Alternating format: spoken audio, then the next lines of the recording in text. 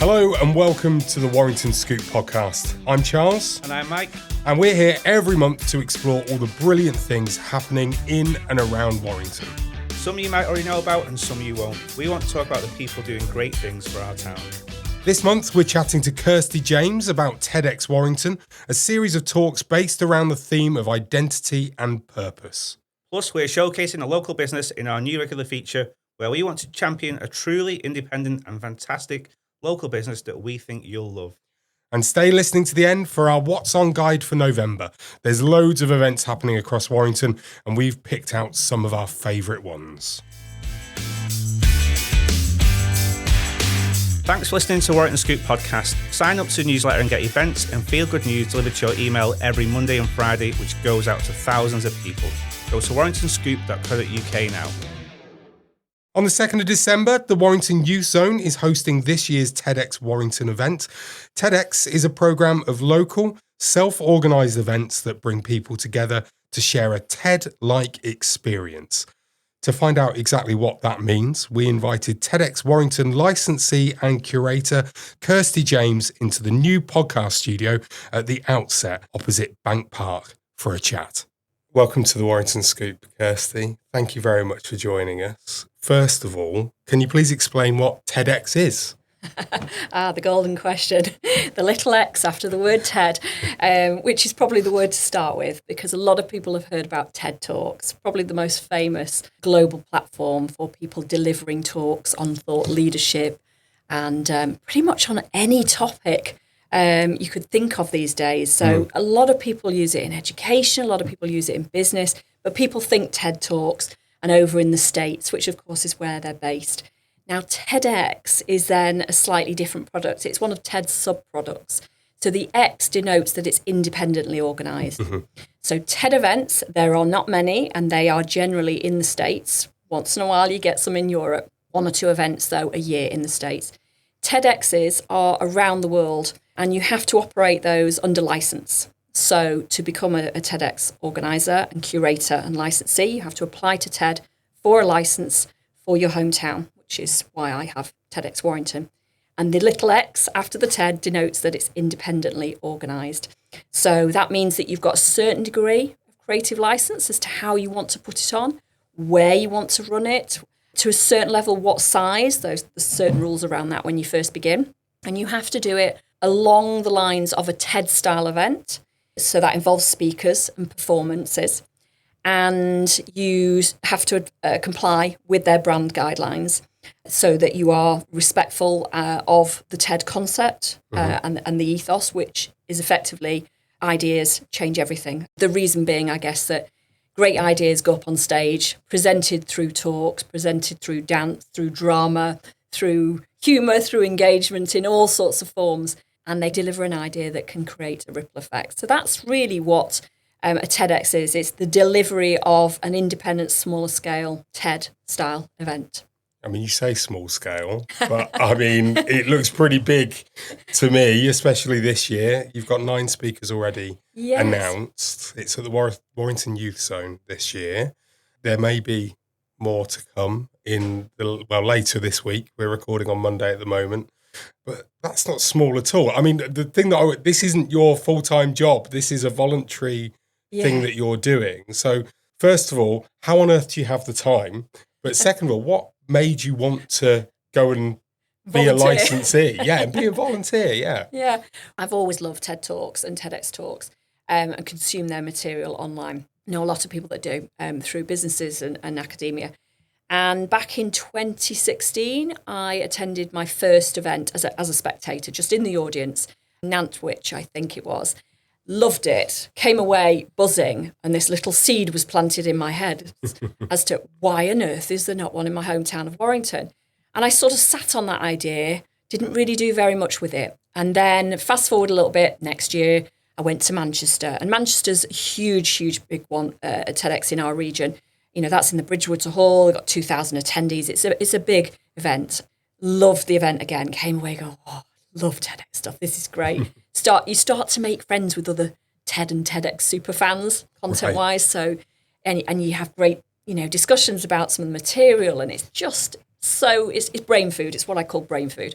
And then 2019, I then volunteered. So I went from spectator to the next level up and volunteered for Northwich, where I knew the organisers and I offered to help just as part of the team. Absolutely loved it. And I left that event that night and a friend had come as well. And I whispered to her, if I go for Warrington, would you help? I think Warrington needs this. Why have we not got one? Why are they everywhere else in the big cities, but there's not one in Warrington, our hometown? This is ripe for our town. We do so many amazing things. We produce such amazing speakers in our area, great thought leadership, and yet there we are lost between Liverpool and Manchester. It's time we stood out. And so I went away from that event and literally looked into how I got a licence. Applied for a licence. It takes a while. You have to apply to TED. You have to have very good reasons. You fill in an application form. You go back and forward answering questions. And I got my licence at the end of 2019, secretly. Didn't tell anybody. Started planning, pulled together a secret team and started planning my first event 2020. And then we all know what happened then. Sadly, my 2020 event, shortly after announcing it in the January that I'd got the licence for Warrington and we were all going out there for June 2020, it got pulled, the whole plan obviously went down the toilet for a little while. Yeah. You could have done a virtual one. That's not what I wanted for our town. My first event was around strengthening community and building connection. We weren't going to sit online in little round circles or boxes doing that. It had to be in person. So I postponed again in 21, and then I eventually was able to run my first event in 22. Now, the golden question, why on earth would I do it?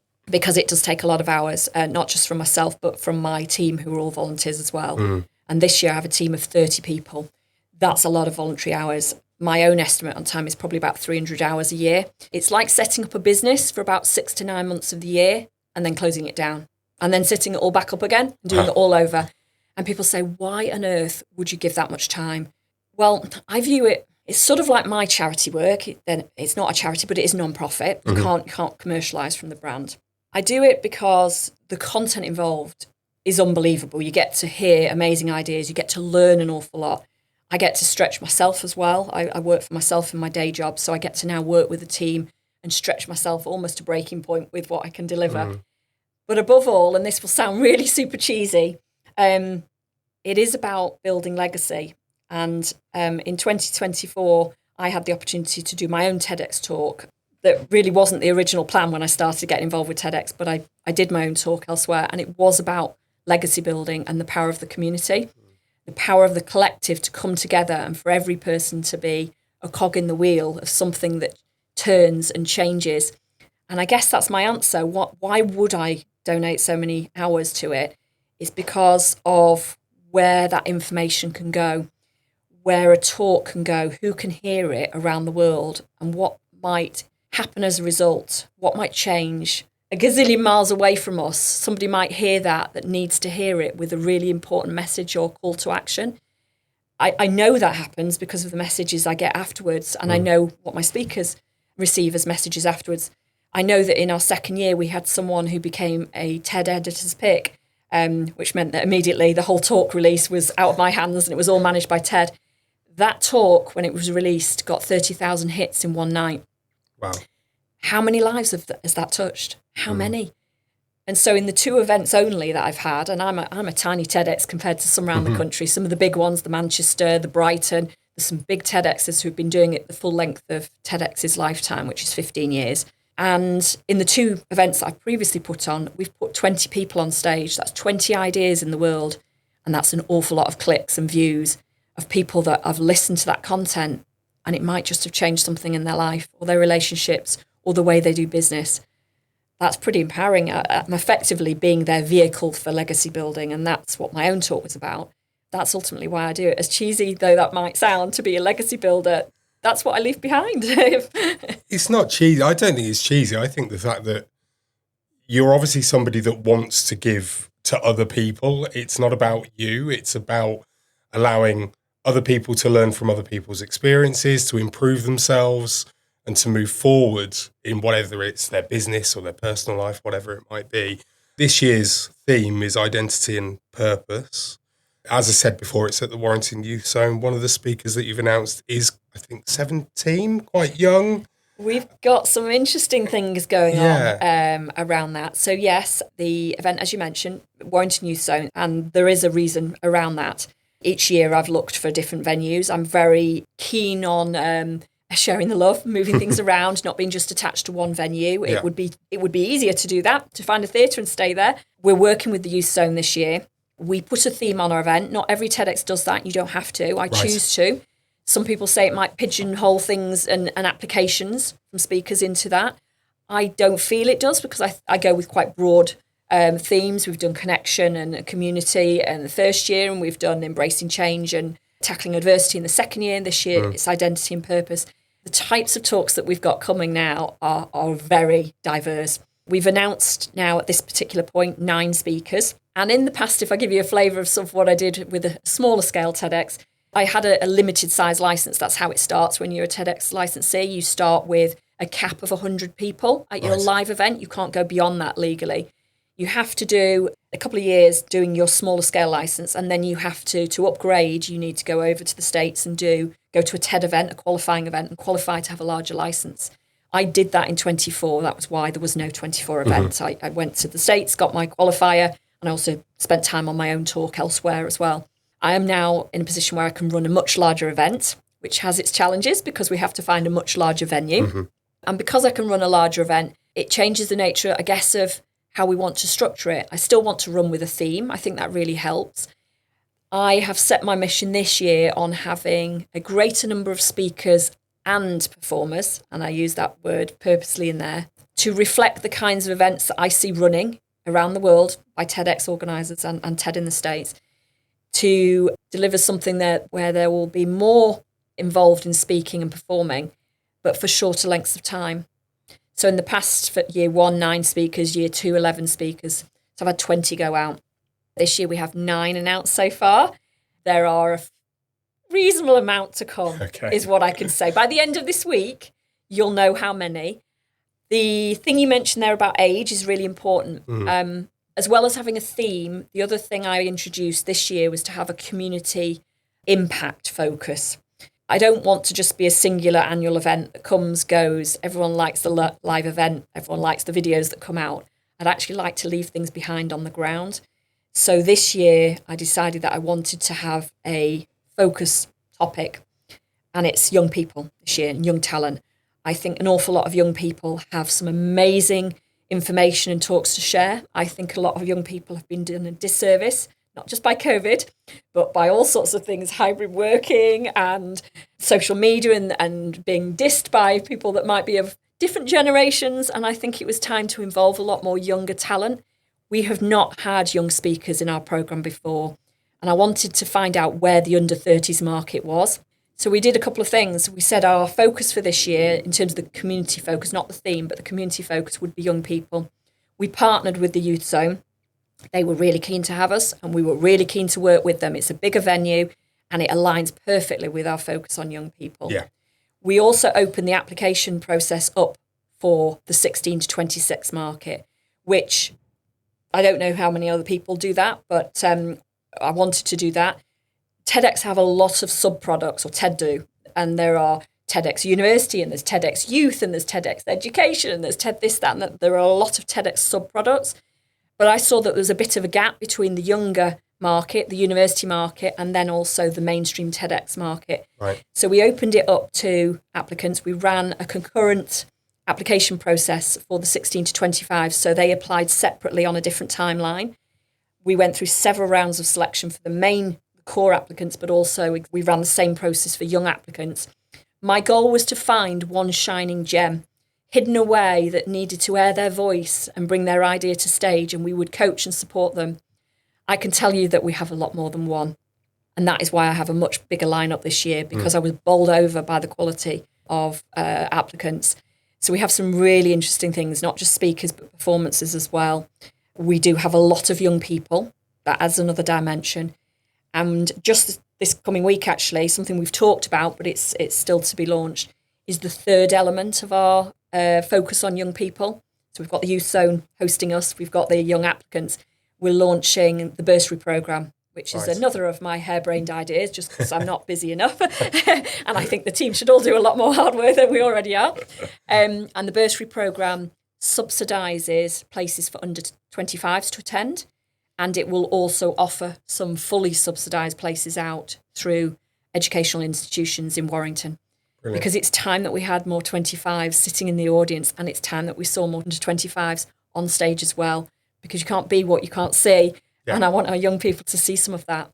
So, yeah, in a long way round, I've sort of talked about the theme, but also talked about really what's more important to me, which is that we leave something really tangible behind. Because that's where we build legacy, when we set up things that leave things behind on the ground in our hometown. Yeah, absolutely. That's brilliant. I don't suppose I can leave this conversation without, just mentioning the fact that the town's Gladiators champion is one of the speakers, Amanda Weil. I know that my daughter loves her to pieces. She's done coaching sessions with her through her netball team. It just shows the wide variety of speakers that you've got. You've had people before that are, let's say, very well known, at least within the town, because they're connected to something that they've done nationally or whatever. But then there's also the opportunities that you're giving to people that nobody knows. They're not household names. They're not people that anybody will necessarily recognise. And you're giving them that opportunity to have a platform, have somewhere that they can actually then go and give their talk, have their say, impart their wisdom, so to speak, to be a bit cheesy about it. But is there one particular, out of the ones that you've announced, is there anything in particular you're looking forward to hearing? Have you had a sneak peek? Not just a sneak peek. I'm coaching them. So I've got a lot of hours of watch back every week. So in the past, one thing that Warrington does different, and some TEDx's do it around the country, but we run a coaching and training programme for our speakers. I'm not someone that wants to just take someone in and go, great, you're an existing speaker. There you go, knock yourself out. There's the stage. We have a really, really stringent application process. I have a curation panel that work alongside me. There were 3 rounds of selection for both the core and the young applicants. And then they go into our speaker programme. And in that, they're getting coaching and support, everything from body language and prop use and stagecraft right through to coming off script, learning a script, off by heart. They have quite a number of rehearsals. They're submitting to me, and we're in contact pretty much daily through closed groups that I'm monitoring with them, where they upload their rehearsals. We do in-person rehearsals. I'm coaching, I'm feeding back. I came back from holiday yesterday from Cornwall, and I sat in the car and watched several of them and made my notes, and I'll put their notes in on their feedback videos tonight. So they're getting. I'm definitely in the loop on and knowing what's there. Now, in terms of singling out people, so you've mentioned Amanda. She was launched first, along with 2 other people in that first announcement day. We had Jonathan Cliff, who's a male midwife, only one of 0.3 midwives are male. He's Warrington born and bred, so he's in the town. And at the same announcement, we also announced one of our young applicants, Charlotte Falconbridge, who was born non-verbal and then had surgery when she was a teen to be able to speak again. And she'll be delivering in BSL, British Sign Language, as well as verbally. Fantastic. So the 3 of them, in all my batches, you'll notice that there is a young person in each batch. Yes. They are very strategically placed together in groupings. Every single one that has gone through, I and my curation team with supporting me have picked for very specific reasons. They fit into the identity and purpose theme, but they all have amazing stories. I never do. I wouldn't single out people ever. And the 9 that we've got have all got very, very different talks, so for different styles. Yeah, there's some great stuff on the way for the audience, that's absolutely for sure. But I was very keen this year to make sure that there was interaction with the audience, there was performance, as well as speaking. TEDx can get a reputation for being very sort of outbound, delivering a talk. And if there was one thing I took away from my visit to TED in the States last year, it was that the stage is a place for all sorts of performance. And I really wanted to bring that in.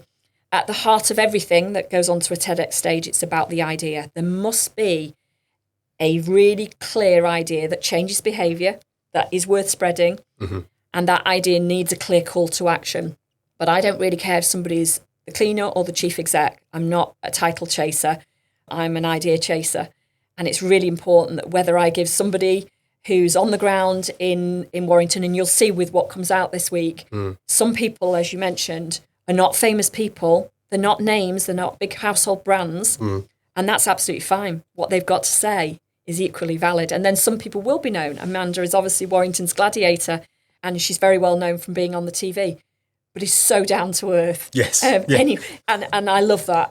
I love that pretty much, we have got a great cohort this year that are just so modest about their talents. And some have speaking experience, and some do not, and never came in with any. And we've had a lot of work working with them, coaching them, but they've got some great ideas to share. That's fantastic. And it takes place at Warrington Youth Zone, as we've said, on the 2nd of December. It's 5 p.m. start. Goes through till 9-ish, something like that. So it's a slightly longer show. It's 5 to 9 this year instead of 6 to 9.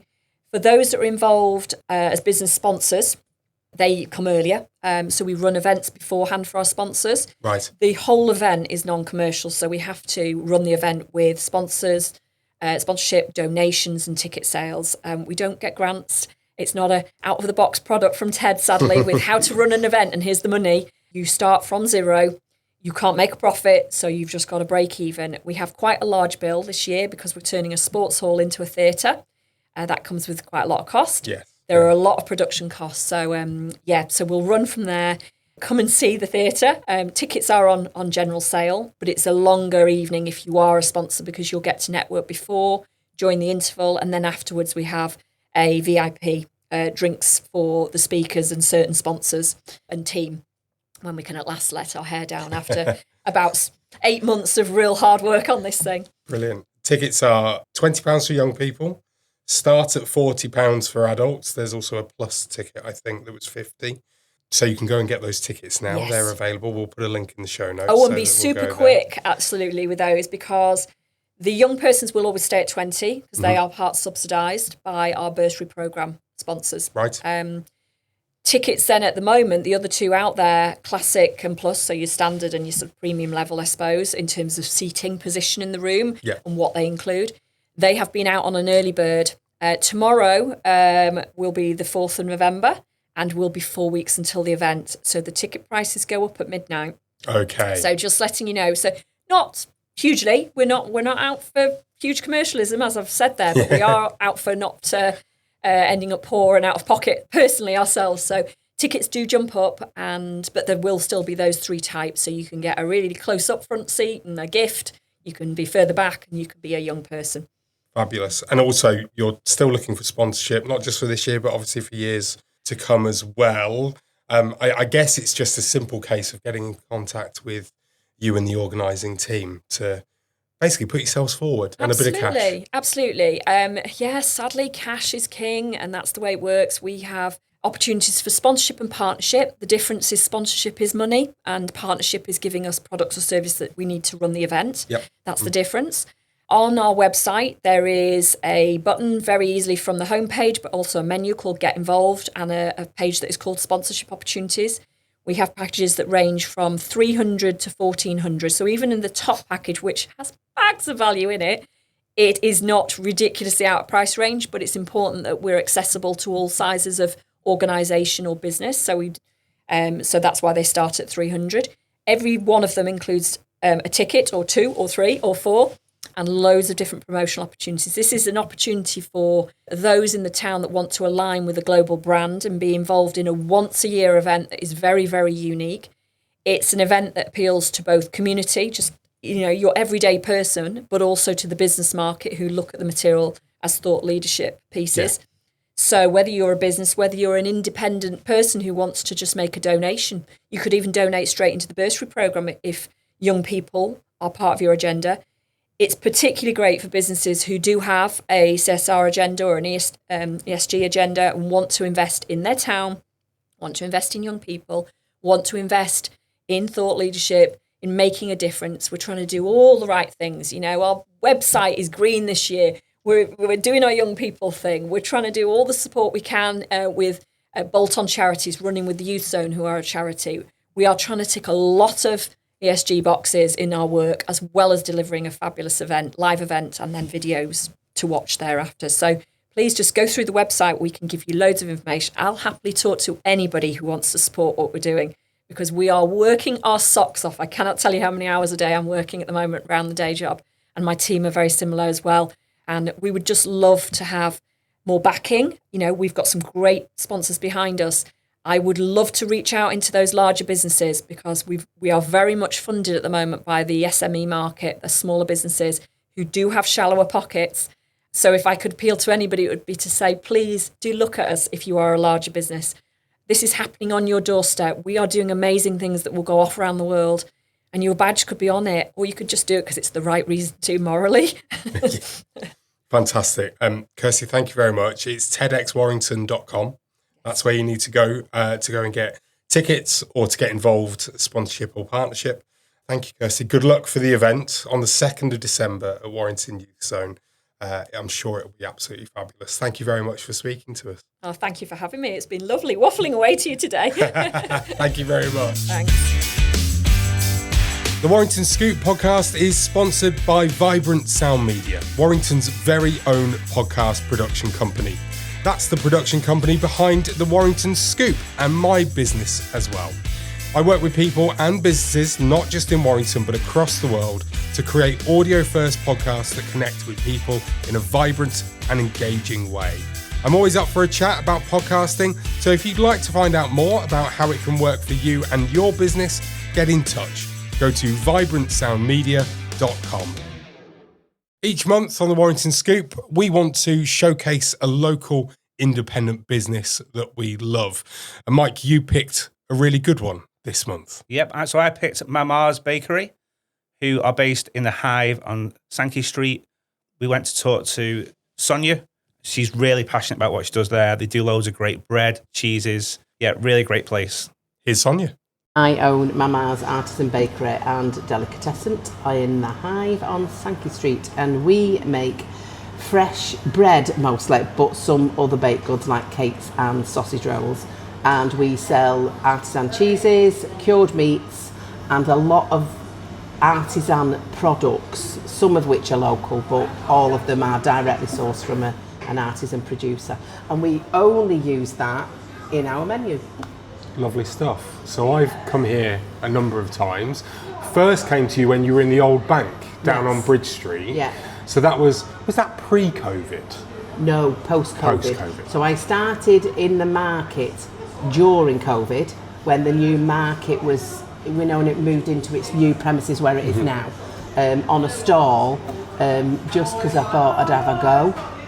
And I've baked bread for a long time, so that was the premise for me, just baking bread. And they asked me to do cheese as well. So I just kind of went, all right then. Didn't realise how much of a cheese geek I was, and still am, until I started selling it. And it just kind of went from there. We went to the bank for 2 years. I was in the market for about 14 months. Went to the bank for 2 years. It was just the wrong location, too big. And then Neil, trainer, the landlord from here, was one of my customers. So when we kind of we can't do this anymore here, he kind of said, right, why don't you have a look and let's see if we can help you.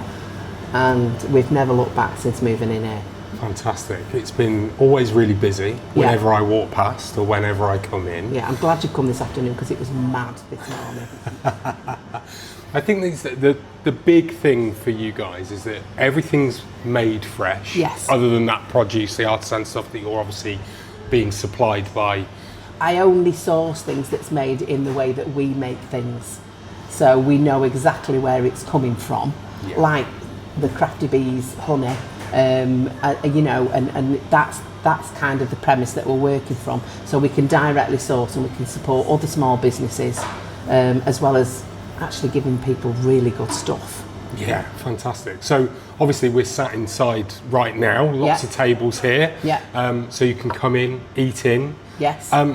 Sort of talk about what is on the menu or how it works, because... So we are predominantly retail. So we're a bakery and cheese shop, Delicatessen first, and the eating in part is the extra. And it's kind of based on that Mediterranean approach where you're going somewhere and you eat what they cook and you enjoy it. And it's not, it's I wouldn't say it's not necessarily a limited menu, but it's quite focused. So it's only based on what we do. So we don't do anything outside of that. So bread, meats, cheeses, that's what the menu's based on.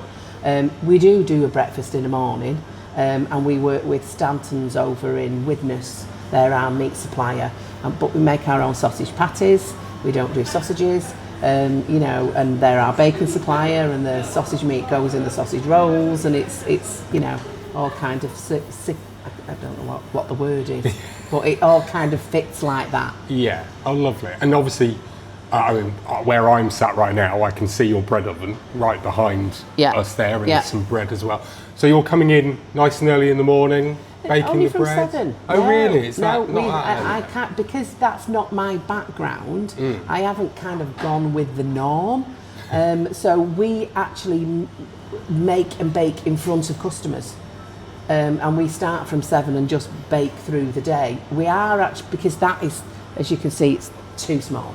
Yeah. And we're now quite limited with the products that we can do because they're too popular.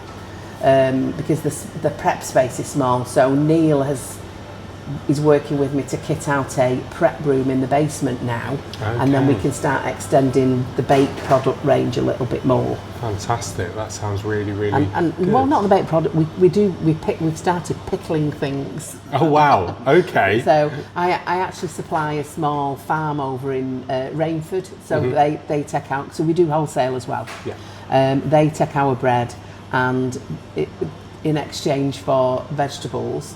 And you know, gives us all the wonky veg, and that's what makes the soup. And yeah, so it's really, it's just, everything's just really good, you know. So you were saying to us before we started, in a previous life you had a bit of media training. I did. Why did you set this up in the first place? Because I've been made redundant the year before COVID. I worked in education in the public sector, not HR and business, for 35 years before I did this, which is very helpful when it's not a massively profitable business. That was never the premise behind it. I just wanted to do something that was good, you know, that made me feel good. And I baked bread for a long time, so I used to work for the Department for Education. And I was their National Initial Teacher Training Recruitment Lead for 2 years. So I did a lot of delivery and presentations then. I did a lot of outward facing stuff, and I worked nationally, so yeah. So you were a bit of a home baker, especially maybe during COVID, all those lockdowns? But not during COVID. I started baking bread quite a long time ago, because when I found out that my local supermarket brought it in part baked, and that was why, even though it was San Francisco sourdough, it was still giving me a bit of a jippy tummy. Yeah. And Doris, our sourdough starter, because you have to name them to make sure you don't kill them, is 14 years old. Wow. Okay. So I have had starters before that I thought I'd killed. I know what I'm doing with them now. So yeah, she's in a big tub, because I do bread classes as well, and everybody gets a little pot of their own Doris, and they have to name it and things like that. Because people are frightened of things like that, and it's actually much easier than you think. But sourdough is very technical, so you need quite a logical brain, because you've got to check the temperature, you've got to check the humidity, you've got to think about, sometimes you need to add a bit more water, sometimes a little bit less. We actually do ours back to front, so the normal commercial method, because I don't have something called a retarder prover that the big bakeries have. So we prove over a 24-hour period in big tubs, and shape lasts. You know, the shaping is quite quick, and I've had to learn all of that as I've been going. And best way to learn is through failure. Absolutely. You know, I could have built quite a few. I used to sit in the market, and the chap who rang the cocktail bar, do you remember the cocktail bar before the one it is now, Artisan? It was a baker by trade. So he used to come round and kind of mentor me when I'm crying in the corner because I'd built another brick wall with all of my things that I could wing and knock somebody out with. Brilliant. Yeah, so it's been, And I think it's been good, really, because now I know, oh, hang on a minute, all these recipes that you see and the things you see on the telly, it's not like that, really. and actually, it can be, the yeasty bread in particular is just as healthy as sourdough, as long as you're not putting anything in it that doesn't need to be there. Yeah. So the yeasty bread it has flour, salt, water, yeast. We put a tiny bit, and I'm talking 3 grams per loaf sugar. Right. And about 10 mils of veg oil, because that just softens the crumb and gives it a little bit of a sweet texture. But really, there's nothing in it. You know, You're looking at 60 calories a slice, something like that. Oh, right, okay. So you mentioned your bread making classes. Yeah. You also have had other events on, haven't you, within here? Yes. So we used to do a pop-up restaurant. We don't do that anymore because it didn't quite fit. But Nigel does still do them elsewhere. But we run like grazing nights. We had a jazz night a couple of weeks ago. So you just come in and have a grazing board and drink and listen to jazz for 2 hours. Very nice. And we've got a cheese and wine on the 14th of February. That's our last event of the year. I've got 1 table left. Somebody's going to have to be really, really quick because really I've not. It's full. It's full enough. And that's Mike's coming to that, aren't you, Mike? And that's a lot of fun, especially when they get to their 3rd glass of wine. Because I'm not drinking and I'm watching everybody laughing at my cheese stories, and it's because really they're drunk. And that's a lot of fun as well. Fabulous. But don't do too many of those. It's just, and they're mainly to showcase what we've got. Yeah. We do some cheese and wine nights and we do some grazing nights, literally using everything that we sell just to help showcase some of that as well. I might have to come to the next jazz night then. That sounds like it was amazing. Jazz nights are good. Sonia, thank you so much. You're welcome. It's a lovely, lovely building, business, everything. Yeah. It's going really well, and it's a proper, good story for Warrington and local business. I'm surprised. We do well because we're a bit different. And the one thing I would add is we do have a community interest company as well. Right. So we have a community focus. And we've got a make and bake sale at the end of November to support 2 chosen charities, so Families United and Home Start. Brilliant. It'd be great if people could come to that. Yeah, fabulous. We'll make sure that we mention it and it'll be in the newsletter. Thank you, Sonia. Thank you for inviting us in. Oh, that's all right. Thank you very much. Thank you for coming.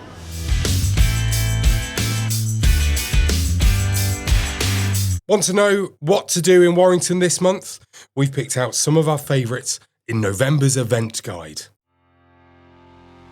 On the 8th of November, we've got the Gareth Malone sing-along at the Power Hall. 50 years of song that he's celebrating. He's going to lead the audience through classics from the 1960s to today in a mass sing-along. So if you remember him from years ago, he was always on the choir programme. That's who he is. Lovely stuff. On the 15th of November, Fat Lip, the pop punk tribute night, is happening at the brand new event space on Bridge Street, the Empire. It's a throwback to the golden age, and this really is a golden age for me, of pop punk. The band plays hits from Blink-182, Sum 41, Green Day, Newfound Glory, and all of my other pop punk favourites. I'm really looking forward to that. Mate, I think I'm definitely going to go to that. 15th November, we've got the Warrington Christmas lights switch on in Golden Square. So we've got Santa and CBBC's Hack of the Dog will be leading the countdown to the light switch on. There'll also be events and performances from Wicked, Matilda, Mamma Mia, The Greatest Showman and The Lion King. Do you think Subaka might turn up for Hacker? Subaka! On the 21st of November, onwards at Bent's Winter Food Market. Yeah, Bent's Garden and Home. Well, we all know where that is, don't we? Yeah. We know about Bent's. It'll be open daily with late night openings Wednesday to Saturday until 7:30 in the evening. It features a food market, live entertainment and heated dining globes. That does sound good, doesn't it? 22nd of November, we've got, forgive me if I don't pronounce this correctly, it's Hut, H with a H-U with an umlaut, double T-E. Is it Hut? Do you reckon Hut? Hoot. Yeah, we'll say Hoot. Bar Hoot Christmas Village at Golden Square. So it's been there the past few years. The Alpine-style village with rustic wooden huts, a heated bar with indoor and outdoor seating, and an après-ski party lodge for group celebrations. Brilliant. And on the 29th of November, Santa will be at Warrington Town Hall. As part of the town's Christmas appeal, families can meet Santa. It's going to cost £4 per child, by the way. You'll enjoy mulled wine, live music, crafts and a pop-up cafe, and with a visit from Elsa from Frozen 2. Some good events there. Yeah, really good. Yeah.